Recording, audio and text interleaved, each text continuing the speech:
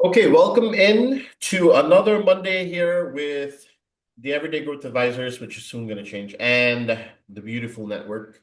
Every week we do this to help all of y'all get a better understanding of where market conditions should be. And so this week, let's start it off.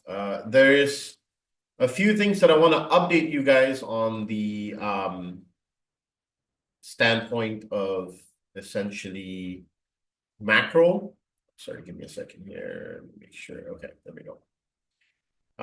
Now, we are in a week where you had OPEC's just pass, which was largely the reason why we had a drop. There was a lot of gamma that got unrolled, about $2.4 trillion worth of notional options flow expired this past Friday.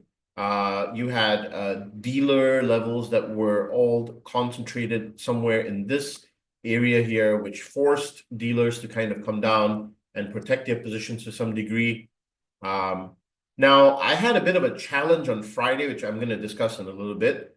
And I'm going to explain a little bit behind my mindset and what went into that. For those of you that are on, the premium part of our Discord on, I think it was, I don't know which day. I think Wednesday, either Thursday or Wednesday. We started two positions, the first being a VIX call position. This is on 19th, so that's my Wednesday, right?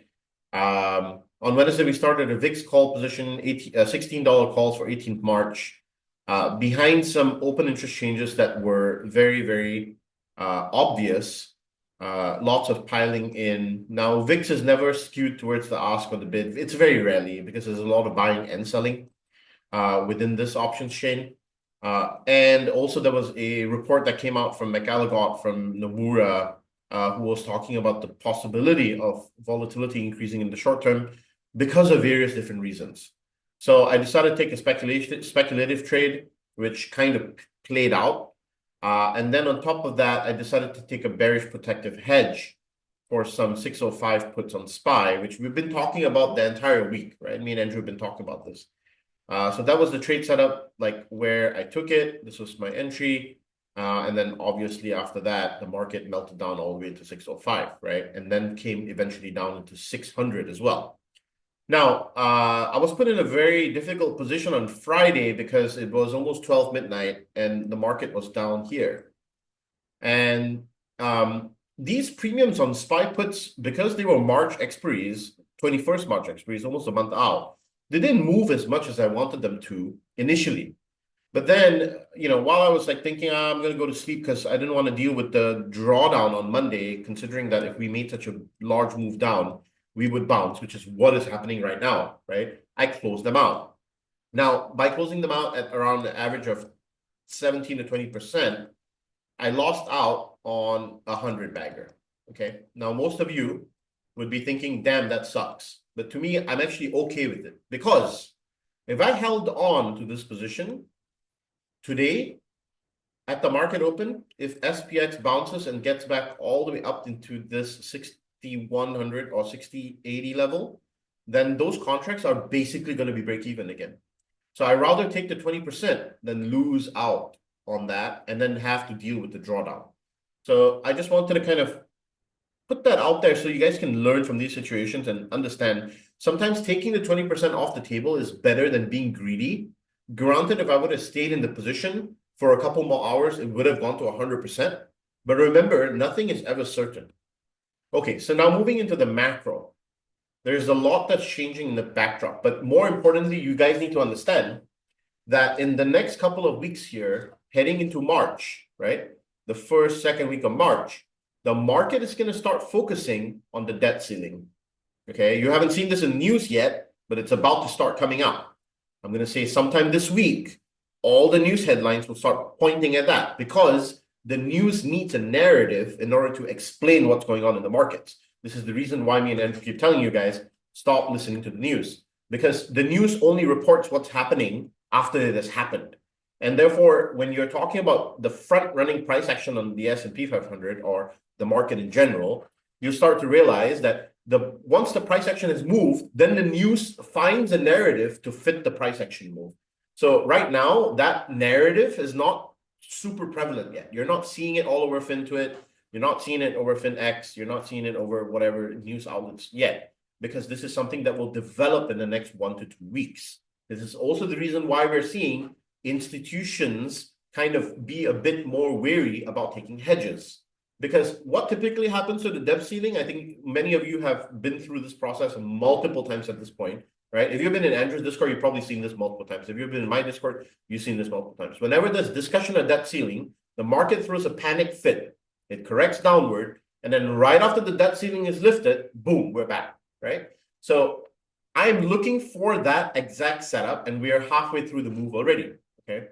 Now, let's also have a look at very quickly at the data for this past 1 week. So for those of you that have not gotten the time to read this McAllicott report, I highly recommend you reading it. Now, I know it's difficult because he kind of rambles in circles, but let me just summarize it for you. His view is very simple, that there are a bunch of institutions that are taking asymmetric volatility risk, which means they're betting on the VIX, but they're not just betting upside. They're betting upside and downside, which means for the month of March, we're going to see probably sideways movement, but lots of fluxes in between.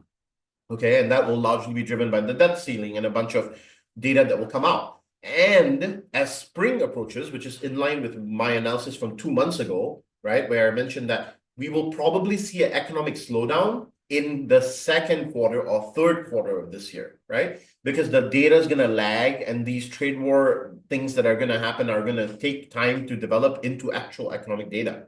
So right now, till then, you're going to see sideways movement, and then you're likely going to see the market throw a fit in March, mid-March, early March, something like that. And then you'll see that the market will recover. And then when economic data hits again, that's going to actually be the proper correction.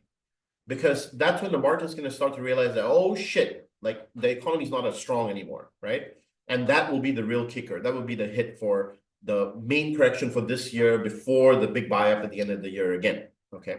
So same cycle, different year. It's the same cycle, different year, only that this time around, there's more uncertainty because of Trump policies, etc. Okay, now remember, I don't get into the politics of all of this.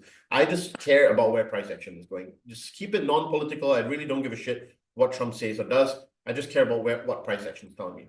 Okay, now a couple of things lining up. Anti-VIX came all the way into the green signal, which means that now the VIX is ready to be sold. Okay, remember, this is opposite of what it's supposed to be. So if the anti-VIX signal comes into the green, this doesn't mean it's a buy. It means that the VIX is now ready to sell.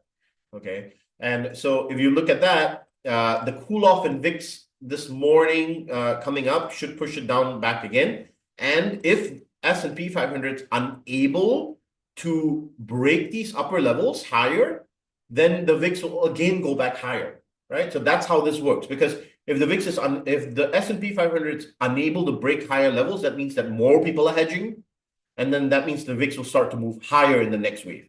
So always remember, the VIX is it operates in waves. It doesn't just immediately go whack up, right? It goes first up based on sell-off, and then if the sell-off fades, the VIX comes crashing down. If the sell-off stays rampant, then the VIX goes even higher. You can see that in the VIX chart, right? It's not always just a one move like where it goes. Okay, this one is obviously a different thing over here, but you can see it takes a couple of times. It goes whap, whop, whop, whop, and then whop, right? And then whop, whop, whop, whop, whop. And you can see that it takes a while. Even here, it took a while to get up there. So the VIX doesn't automatically go like that and then like boom, right? Unless it's systemic change or something to do with volatility hedging, which right now we're not seeing a crazy interest in. We're just seeing some interest in, okay?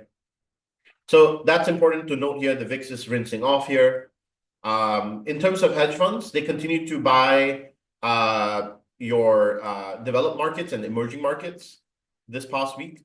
So they unwound risk in your technology, telecoms, and media, infotech, comm services for a second straight week by both long sales and short covers. And then you have on a subsector level, semis. They had covers on short covers and long sales there. And then interactive media, entertainment, blah, blah, blah. Okay, so the gist of it is they're buying China, they're selling some tech, okay, essentially.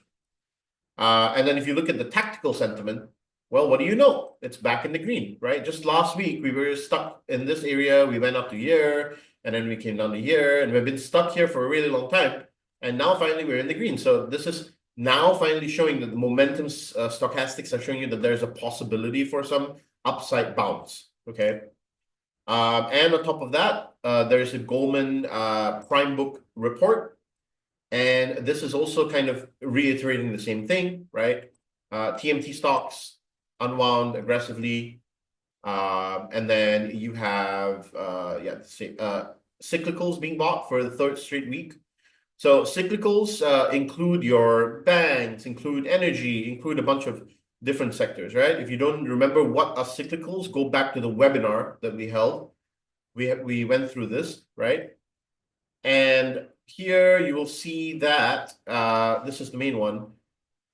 The main sector that's been really under fire is consumer discretionary, right? That's your Tesla and Amazon, basically. In fact, net bought was materials this past 20 days. And in the past 5 days, you can see majority of the money has been going to staples and industrials, okay?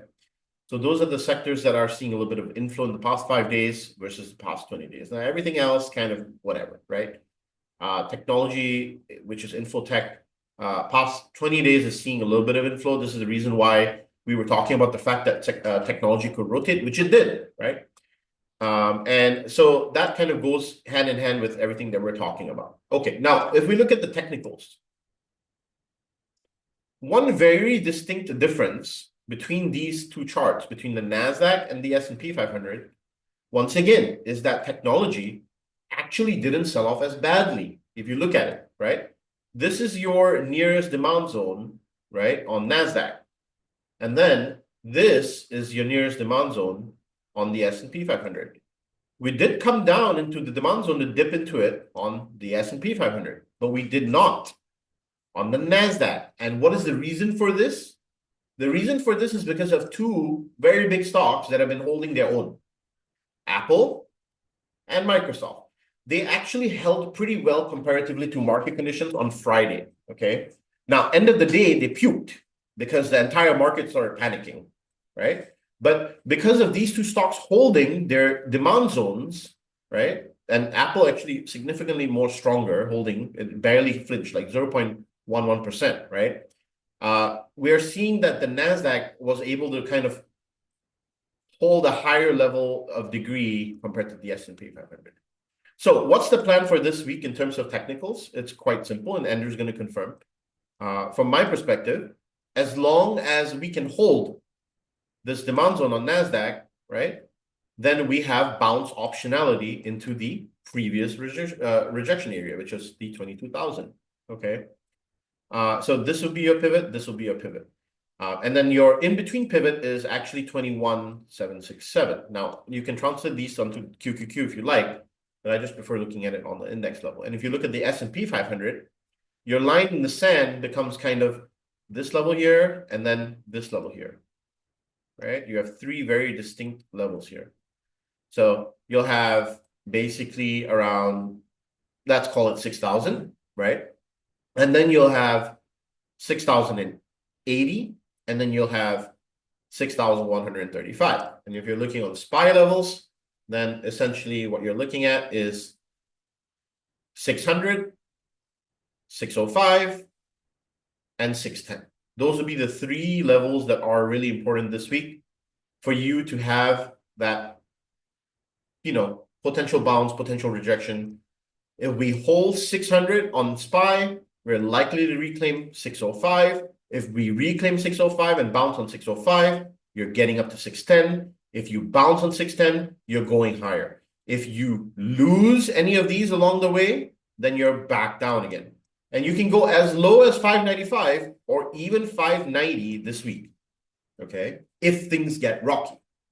Now, another important thing, you have NVIDIA earnings this week, which is a huge market cap stock, okay? And then that's a technology stock, and it's on the NASDAQ. So if NVIDIA does well, what is going to happen? Market's going to be cushioned, right? And if NVIDIA poops, then it's going to take the whole market down with it, the Nasdaq down with it, and then the panic will set in, and then the VIX will go up, and all that will happen. So this can go either way this week, okay, in terms of earnings. Now, if you're going to ask me how to play NVIDIA earnings, I'm going to tell you, take a coin, flip it, you get your answer, okay, because there's no point in trying to guess. They could beat top line, bottom line, middle line, sideways line. It doesn't matter as long if the CEO or someone comes on the earnings call and says something crappy about guidance, then all of that goes away. So the earnings beat doesn't mean shit. Okay, you guys know by now, me and Andrew talk about this over and over again. Okay, so that trade played out nicely. I took profits on it, and I'm washing off the next cycle. Now, I would love, ideally, obviously now dependent on Andrew's data as well that we're going to see in a second here, to see where would be the optimal point for us to take some upside, right? And remember that because of the positioning where SPX is and how it's bouncing in the futures market here, we want to be able to take that positioning really nicely, and we'll get that confirmation as the market opens, okay? Quick update on the bonds and dollar index, and then I'm going to hand it over to Andrew. So 10-year yield, you can see, came down significantly last week. Now, this is signaling to me that the bond market is chilling, actually, right? Yields are coming down, right? They're not really like that worried, right? People would be demanding higher yields if they were really, really scared about, the possibility of funding. But that's not what's happening here. The bond market's actually quite stable, right? And then the dollar at the same time crashing downward. This is a very, very good environment for stocks, for equity, because this relieves a lot of pressure in terms of valuation. It relieves a lot of pressure in terms of the pricing parity. And so this is a good environment in which equities can perform well. But because of the uncertainty about the debt ceiling and all the macro environment things that are coming up, that's what's causing a problem here. Now, not also to forget that we had a bunch of Fed speakers that came in the past 1 week, 2 weeks, that have been constantly talking about the fact that the Fed is going to pause the balance sheet runoff until after debt ceiling issues are going to be, faded away. Which obviously, come on, we all know they're going to raise the fucking thing, and that's going to be the end of it, right? And now you have with Dodge and all these things that are coming up. So the market's obviously going to throw a bit of a fit. But my view is, from now all the way to end of March, you'll see a lot of volatility. April, you might see a relief period. And then May and June, there might be a catalyst event in which economic sentiment will start to deprove. And that's when the market will start to, again, correct downward. So that's where I have the next few months planned out in my head. And now we'll hand it over to Andrew to get through some of the nitty-gritty. I have some charts to also show you guys after. So let's hear from Andrew first, and then we'll cover the charts all at once later, since I think that will be better, since it'll be like killing two birds with one stone. So that's all I have from the macro standpoint. All right, me and Bougie, we're going to get into this. So let me share my screen with you guys. There we go. All right, Bougie, I'm going to put you down. Okay. All right. Oh, all right. Let's get into it. So, move that real quick. Here we go. All right. So if we take a look at last week, right? We take a look at the playbook here. Hopefully you guys are reading these little blurbs that I'm writing. I post them pretty much everywhere. So one thing we knew going into last week was that there was a large level of exposure at 605, right? And we knew that dealers had sold calls at 605, therefore forcing dealers to be short, and the customers were buying calls. So essentially the whole week, it was a 4-day week, right? We stayed up top. We weren't breaking down. We kept bouncing off the 610 level. And then come the last day, the day those contracts expire, market makers flush price down. Essentially, those contracts were down 97 to 99%. I don't know if you guys looked at the options chain.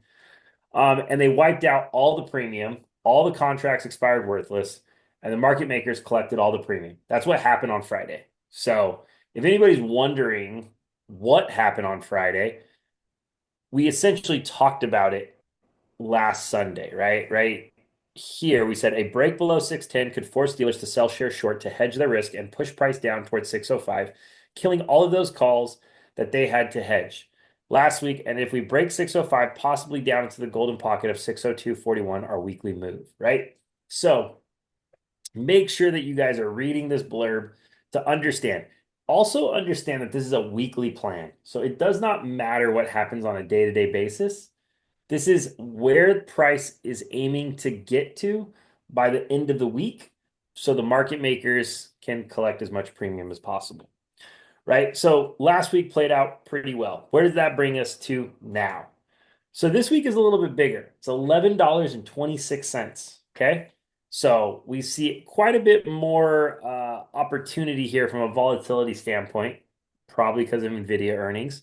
But essentially, we're looking for price on the upside to be at 611.21 and to the downside at 588.67. So if we go back to what T just said about price could potentially get down to 590, I totally agree. That would fall into the lower side of the Bears expected move, which would be around that 588 area, right? Now, the downside is the algorithms didn't quite give us anything. So I mean, there's not really anything here to look at from an algorithm standpoint, but like T's sentiment indicator, the NAMO is a little overextended on the short term, and maybe one or two more waves down would actually push the entire chart into the oversold territory, which would be massive, right? It only happens every few months. And we haven't seen it basically since mid-December. So it would be cool if we got that. I don't know if we'll get it. We'll have to wait and see how, the rest of this week goes. But short term, a bounce here does make sense. And that's what we're seeing overnight right now. So that brings us into the most important piece here, which is going to be what level are we paying attention to? That level we're paying attention to is 600. Okay. That is the line in the sand this week, 600. Why? Because as you can see, market makers are long 600, which means as long as price stays above 600, they have no actions, right? They can let the market melt a little bit, they can chop a little bit, but essentially they want the price over 600. If we lose 600, then the market makers have to hedge that risk. Therefore, they have to sell shares short, which is going to drive price down into potentially that 595 gamma level. Or if we break that, we come all the way down into that weekly move, which is the 588 area. Okay. So 600 is a pretty important level. The other reason why 600 is a pretty important level is we got our first dark pool print since February 5th. So essentially we saw 4.2 billion in the dark pool spike on Friday after the market closed, which is the first time that we've seen any type of increase in dark pool activity since February 5th. So again, that 600 level, pretty important. Also, 600 already had 2.6 billion at that level. So now you stack that on top, it's about a $6.8 billion level now. Okay. So that brings us into the plan. So make sure you guys have read it. It's right here. I'll read it to you guys, but you guys can go through it. So looking at this week's data, a few things stand out. One, we're expecting a larger move this week with expected move in the ballpark of $11.26. This means we could find ourselves hitting 588 or 611. Okay, 611 will put us back at the highs. After 2-week hiatus, the dark pool spiked on Friday as we closed around 600 and got our first decent sized dark pool print since 2.5 at $4.2 billion. This is on top of a level that had previously seen $2.6 billion print, bringing the 600 level up to $6.8 billion, right? So 600 level is a very important level going into this week. That brings us up to this week's plan. We'll be watching price to break below 600, where we know dealers are long, as this is the biggest level this week. If we break below 600, we'll be watching for dealers to sell shares to hedge, driving price down into 595 gamma level, as well as the 4-hour GP. If we break this area, then we see price slide down into 588, our weekly move. If 600 holds, dealers are long here and have to take no action, which means we probably see the market melt back up off this dark pool print as we target 609 and 610 and possibly 611.21. Okay. So very clear plan here. And if you take a look at it, you can see that what happened here was a liquidity sweep, right? You had an established high. You took that high out. You did not break back over that high, and you got your sell off into this level. So here's a visual, right? There's the 6.8 dark pool level. There's the selling pressure. There's the gamma level. Here's your golden pocket, right? So if you break below 600, you come down into this golden pocket area. This is a potential bounce area, right? You can bounce out of here. If the golden pocket breaks, then you usually retrace all the way down into the low and high, right, of the wave, which would bring you down into this 590 or this 588 area, right? So understand what could drive price. If price holds here, right, we know stocks move in waves. So if this is your high and this is your low, then you retrace back up into the golden pocket, which would be around this 609.50 dark pool level, about $2 billion. And then you'd watch for a rejection there or a break, which would melt you up into the weekly move, which would be that 611 area, right? So very clean, very easy evaluations, over 600 long, under 600 short. That's essentially what I'm looking at. It's one of the weekly gamma levels.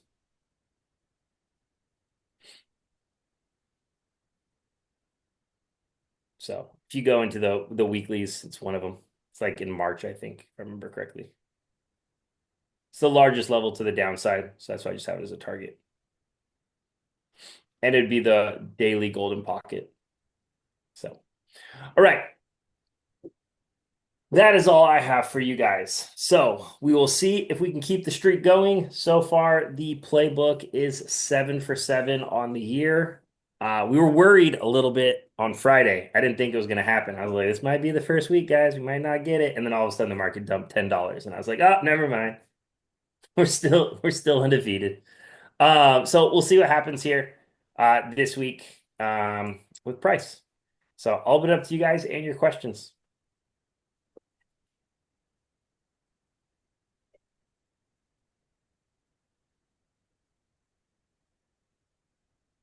I think it's like a level. What was the expiration?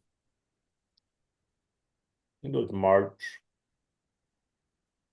14th. Not 600. No. 7th? 7th. March 7th, 586.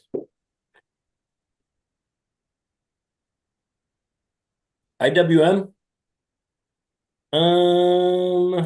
Let's see. I don't know if anything changed for me on this one. Let me double check. Biggest support is 217 and 215. Upside got wiped out.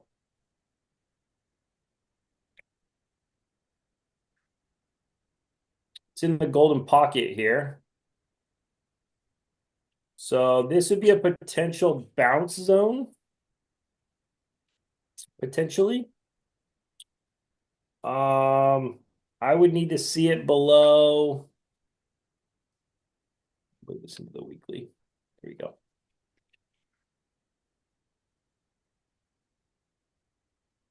You need to break this low here.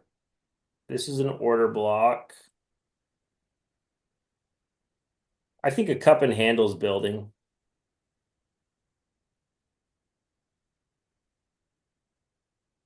Probably something along those lines.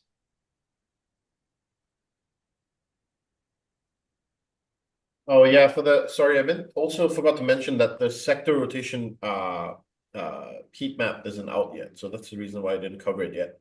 But once I get an update, I'll post it on both Discords. So I would say probably a cup and handles building here.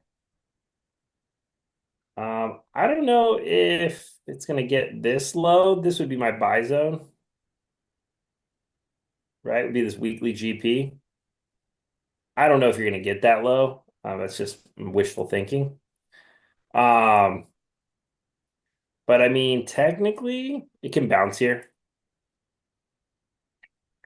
I mean, if it breaks through here that I would expect it to come down to about 213. That didn't play out quite as much as I wanted it to. But I also wouldn't be surprised if it bounced here. Now, if SPY breaks further down, this is going to come further down as well, right? So if SPY breaks 600, it's going to pull everything down. So it all comes down to, is SPY going to break 600? If SPY breaks 600 and the market starts selling off, all of this is going to get fucked. Yeah. So don't, there's a reason why I only look at SPY, because it gives you indication of what everything else is going to do. So I don't really like, I mean, if SPY's falling from 600 down to, let's say, 595 or even 588, do we think in IWM is going to be strong? Probably not.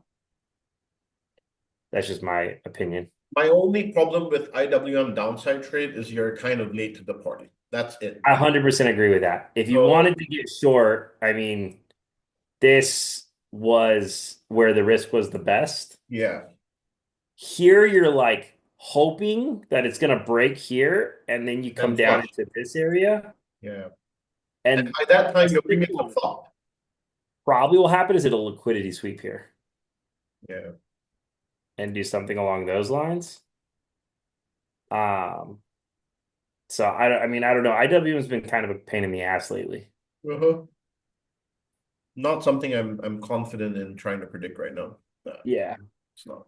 So let's I see. think there are many other opportunities that you can look at, Rich, rather than IWM. That's all I would say. Stop. Nothing has changed for me. Still technically in a box. So the only way I'm shorting this is if it closes below this order block. So yeah, it's sold off with everything else, but it's still technically in this box. So I don't think anything has really changed here for Microsoft from me. Now, if it closes below this order block, then it gets pretty ugly, because if you break that, you're most likely coming all the way down into these lows, which is in the 384 area, right? So you still have quite a bit of strength here on Microsoft that it's sitting in. It just hasn't, I've always said this, right? When stocks sell off on earnings, it usually takes time before they bounce, because investors have to kind of reevaluate things and then decide if they like the risk or not. So this is what I'd be watching. If it breaks that, then you're looking at much more downside here. If it holds that, then it can definitely bounce here at any point.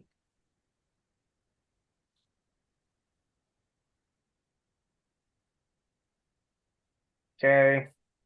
Yeah, so there's your support right there, 407.50. Kind of a random number, but that's your biggest level right there, is 407.50. I like the 405 personally, but that's just me. TTD, didn't it get hammered on earnings? Yeah, you broke the biggest level, so you need to at least get over 75. It's not in a great spot from a gamma standpoint, and then 80 is your biggest level to the upside. I want to say it got hit on earnings, no? Yeah, yeah. I was pretty sure that happened. This would technically be, I think, maybe in the golden pocket. Let's see. That's old, so we can get rid of that.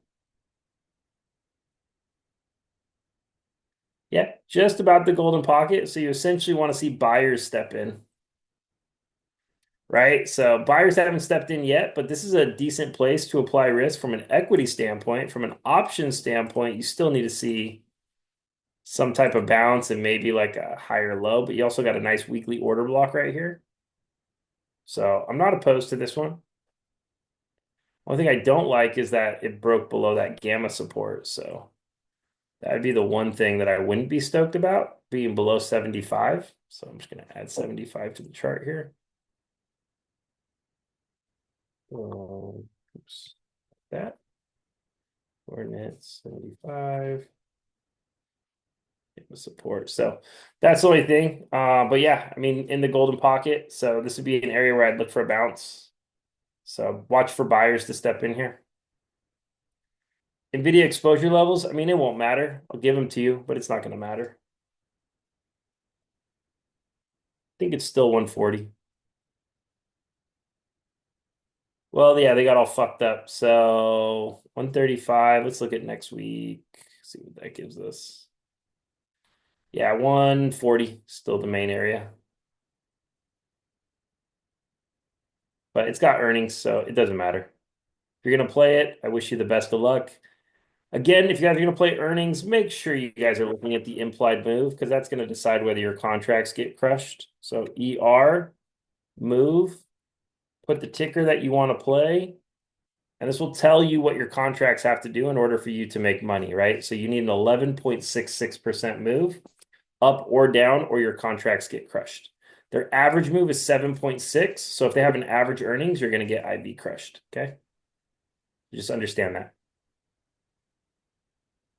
You run through sectors, rotations, financials dumped heavy with the fall in tech, like T said, helps up. I still think tech is the strongest personally. So can you take a look at SoFi? SoFi should be rejecting. Yeah, so this is, I mean, I don't know what you like about SoFi here. SoFi should be rejecting here and pulling back to create the next wave. This looks like a liquidity sweep to me. It hit the golden pocket, which was the target. So I would be watching a break of this area or this area for a retrace. And then my next targeted entry would be down in this area around $10. Would be a back test of the breakout. But this is not where I would be jumping into SoFi. I would either be taking profits or hedging here. If you like it long term, then don't do anything, but don't be surprised if it pulls back on you. Google headed into the GP and daily 200. Good chance. So again, if SPY breaks below 600 and sells off this week, then this is the plan for Google. It's been posted for quite some time. I was hoping to get a retrace here before the move, right? I was hoping to get a bounce and then the move. But essentially, I expect it to come down into this area. This is the buy area. So not a good, right? It broke below the box. So as long as it stays outside the box, I would be looking for a downside. If it re-enters the box, then this looks like a liquidity sweep, right? And then you potentially get a bounce, right? So broke the box, candles closed below it for the first time. You can see that the last few times the candles have closed above it, right? So this is the first time the candle closed below it, right? And this bounce didn't happen. So watch for that potential move to the downside again if SPY breaks below 600. Almost to the monthly move at 175. My idea was if it doesn't hold 223 this week, it dumps. Good chance. Yeah, good chance. Two of my financial holdings, CME and AXP, looking to add shares when they settle. I mean, aren't they at like all-time highs? Or AXP? Oh, looks like a liquidity sweep now. I would not be adding here, that's for sure. This looks like a liquidity sweep. So essentially, as long as it stays below here, you could be short and you'd be looking for a retrace.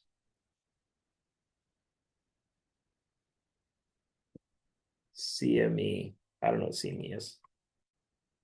Probably looks the same. Yeah, same.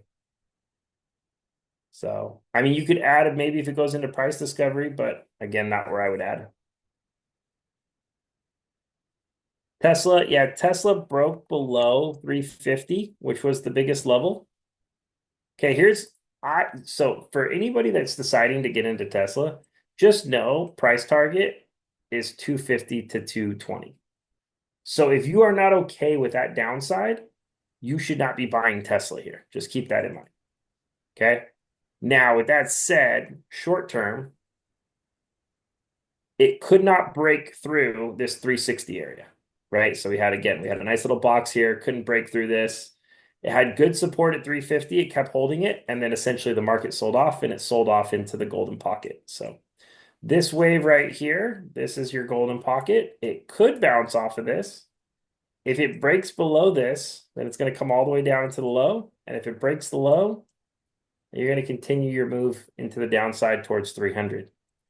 So if you like the risk here, you're essentially looking at, like a risk to reward would be like the low of the golden pocket and then, right, maybe back up to the highs. 400, these levels did not play out. So these expired already. So I'll delete those off my chart. But again, like Google, I have this coming down further at some point for a better entry. So you just need to be aware of that if you're planning to get into Tesla. I like Tesla, but again, you need to be aware of wave structure. XOM, yeah, XOM I believe is over 110. So again, right, can't break through this order block right here. Continues to get rejected. Let's move into a longer time frame here. As you can see, it's bouncing off of this long-term golden pocket, right? We've talked about this. So it needs to get through this order block to push up into 115, and then a break there would move it up into the golden pocket. And again, if we take a look at this one,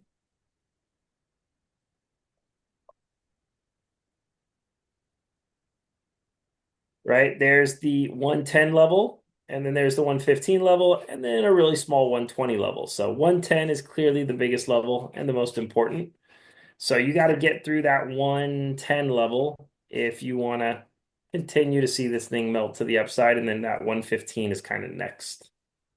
So just depends on if buyers are going to push it through there. But so far, nothing has changed on the long term, right? So let me take a look real quick. Yeah, it looks like dealers are short until March 21st. So quite a bit of time, and there's all that buying pressure off 110. So as long as it's over 110, it's fine. Oops, didn't want to make that. I have shares, nice. App and X on. App. Golden Pocket was down at 380 to 358. So I expect more downside here. Oopsie. I expect a little bit more downside here. It's close, but hopefully you caught it up here. I'd be looking for a bounce somewhere around 380 to 360. Exxon. Oh no, I didn't. That looks like a liquidity sweep rejection broke.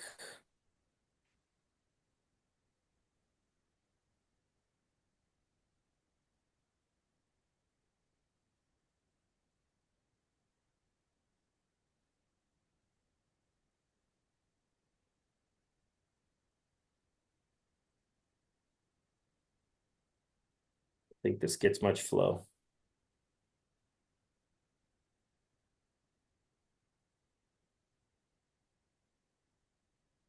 Yeah, gets no flow.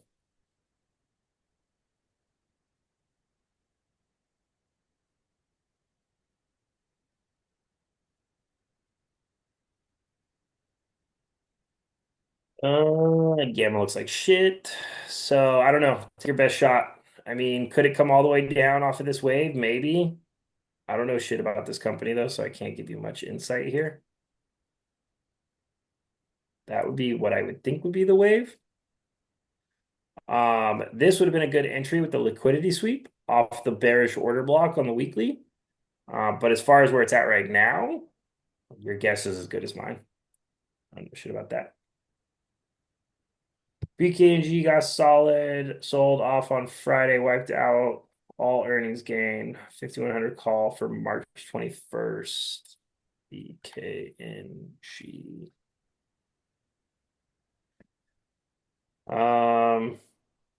Looks like a golden pocket rejection.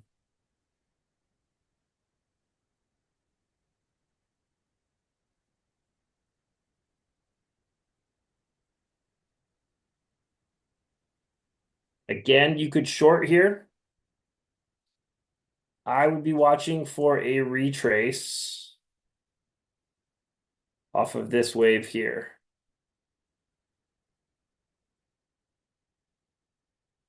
Should be down to about 48.2 to 47.6. So that would be entry point for me. Again, I don't like to enter things unless it's in this golden pocket area. But everybody to their own. I tend to be a little bit more patient. So yeah, I would say I wouldn't be surprised if price came down into here and then bounced. That's what I'd be watching out for. You need at least a close over 51.73 for this golden pocket rejection to be voided. Right? You can see on the weekly here. Looks like there's an order block right here as well. So there's a seller up here that clearly stepped in right there. So I'd be careful there. AXP 270 worst case. Worst case? No, worst case would be entry for me would be all the way down here. 202 to 185.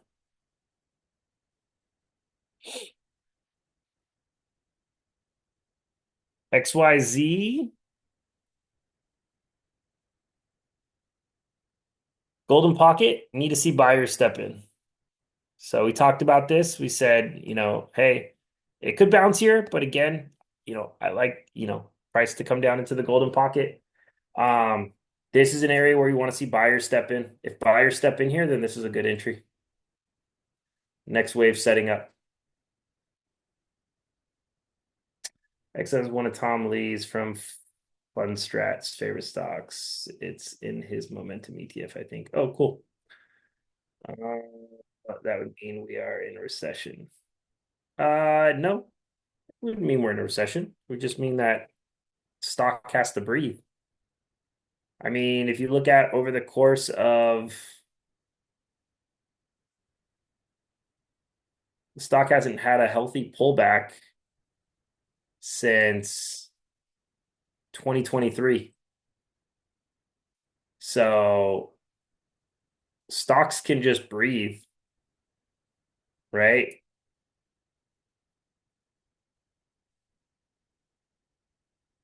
Maybe we are, maybe we aren't.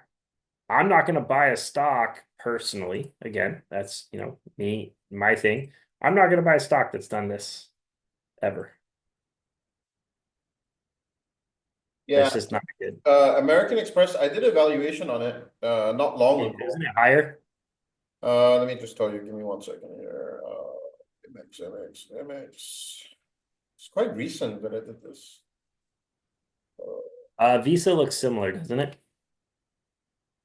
Yeah, Visa is the same thing. I'm not buying. It's undervalued, but I agree I wouldn't buy it at the end of this huge wave up. No way. Yeah, I'm not. Wave structure is wave structure, right? So, you guys can do with it what you want, but like let's say I'm looking at this, for example, right?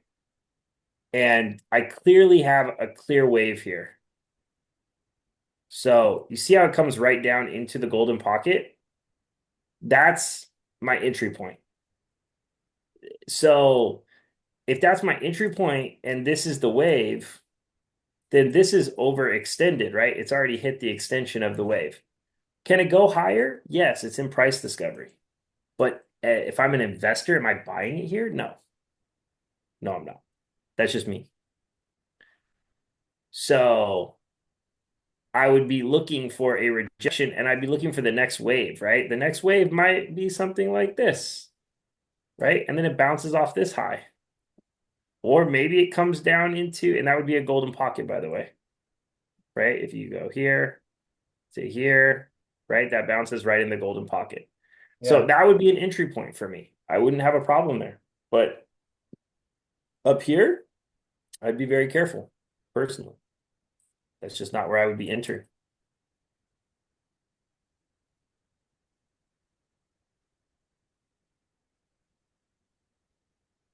Wave structure, yes. Yes, I'm referring to waves and fibs. I think in order to add to your financials, you should do so after Q2 or Q3 of this year. That's when financials will start to rinse.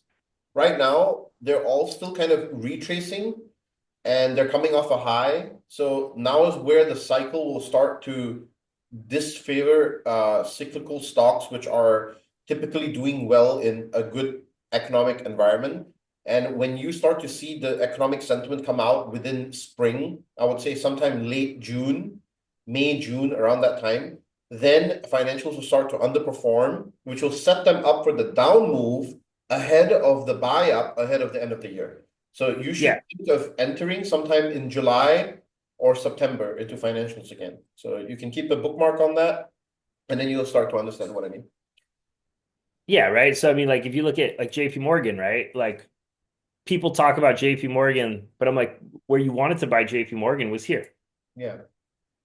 That was your entry point for JP Morgan. If you liked JP Morgan on a long-term basis. Here is not where you want to buy if you like it on a long-term basis. Not because it's a bad company, but what if wave structure plays out and JP Morgan retraces this wave? Are you okay with it coming all the way back down to 170? And if you're not okay with it coming back to 170, then you shouldn't buy here, right? Because that would be your next wave, essentially, right? It might come deeper, right? Because it might, squeeze people out. But that's why, right, wave structure is important because essentially, right, it helps you understand, where should I be applying my risk? So, and it's not that, it's a bad stock, it's a good stock, it's a great company. But if it's already made a, you know what, 160% move in the course of the last few years, could it go higher? Yes, it could. But is that where you'd want to buy it? No, it's not. So just for me personally, I like to look for those opportunities. So, all right. No other questions? I think that's it. All Now, right. playbook on both Discords later today. Now that earnings season is finally over, well, with the exception of NVDA, I'll be posting some of the setups that I'm looking at for this week. So stay tuned for that. But yeah, we'll see you pre-market. Thank you for tuning in. We hope that this was helpful for y'all. Once the sector rotations also the sector rotational stochastics indicator comes in, I'll put that on the Discord as well, so you guys have access to that. Apart from that, really simple. Keep it simple this week. We've already laid out the plan. I think we both aligned on that. Nobody in the communities should have any, confusion about what our bias is and what we're looking at. It's very simple. Play pivot to pivot. You see rejections, you short. You see bills and longs, and the algo is starting to support. You go long. It's very, very simple. There's no complication at all this week. It's not one of those weeks where things are uncertain. It's quite clear. You have defined levels, you have defined criteria, and you shouldn't be confusing it. But once again, at some point of time, it will be nice to see a bounce. And so we want to take advantage of that by going long. And once we see that come in, then we'll let you guys know. And I'll post it on my Discord and try to forward it to Andrew's Discord as well. So, yeah. Well, right. Good luck to everybody. I'll see you guys tomorrow morning. And this recording will be up in like 1-2 hours. Peace, guys. Have a good one. Take care. Yeah, I will trade. I will probably trade live tonight. Yes, I will be here. I will be live on my Discord.